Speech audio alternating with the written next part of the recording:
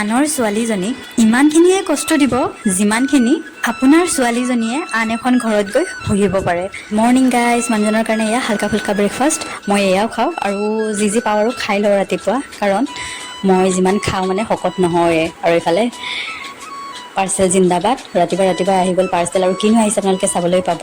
Hello' guys, মই jasmine আৰু আপোনালোকে চাই আছে জেচমিন মিনি ব্লগ। চেয়াৰৰ লগত কুচনকেইটা ফিক্স, গতিকে লেতেৰা লাগিলে ৰক্ষা নাই আৰু কেনেকৈনো ধুম। ফ্লিপকাৰ্টত চাৰ্জ কৰোঁতে এইটো চেয়াৰ কভাৰেই মোৰ চকুত পৰিলে। ফ্লিপকাৰ্টত যেনেকুৱা দেখাইছে ছেইম তেনেকুৱাই আহিছে। কাপোৰটো বহুত ছফ্ট হয়, ভাল লাগে ছেইম আহিলে। আৰু 4টা পিছে আছিলে, 2টা চেয়াৰৰ মানে যিটো কভাৰ মই এতিয়ালৈকে এৰুৱাই নাই, প্লাষ্টিকৰ কভাৰটো।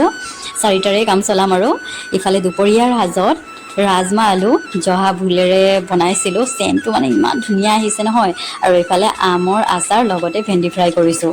সিদিনাখন যিটো পাৰ্চেল আহিছিলে ডাইনিং টেবুলৰ কভাৰটো দেখা যেনেকুৱা ধুনীয়া, ইউজ কৰাৰ পিছতো বহুত ভাল পাইছোঁ। গতিকে ইয়াৰে লগতে মিলাই সৰু টেবুলৰ কভাৰটো অৰ্ডাৰ কৰিছিলোঁ। পাৰ্চেলটো আজিয়ে আহি পাইছে। আৰু সৰু টেবুলৰ কভাৰটো ইমান দাম নহয়, 175 মানে আছিলে প্ৰাইচটো।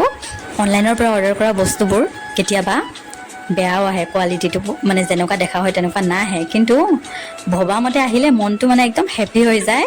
কালাৰটো অলপ ডিফাৰেঞ্চ পাইছিলোঁ, মনটো অলপ বেয়া লাগিছিলে, কিন্তু ইউজ কৰাৰ পিছত কোৱালিটিটো ইমান ভাল পালোঁ। গতিকে লগে লগে সৰু টেবুল কভাৰটো ছেইম এইটো কোৱালিটিৰে দিছোঁ, যাতে মানে ঠগন নাখাওঁ বুলি আৰু।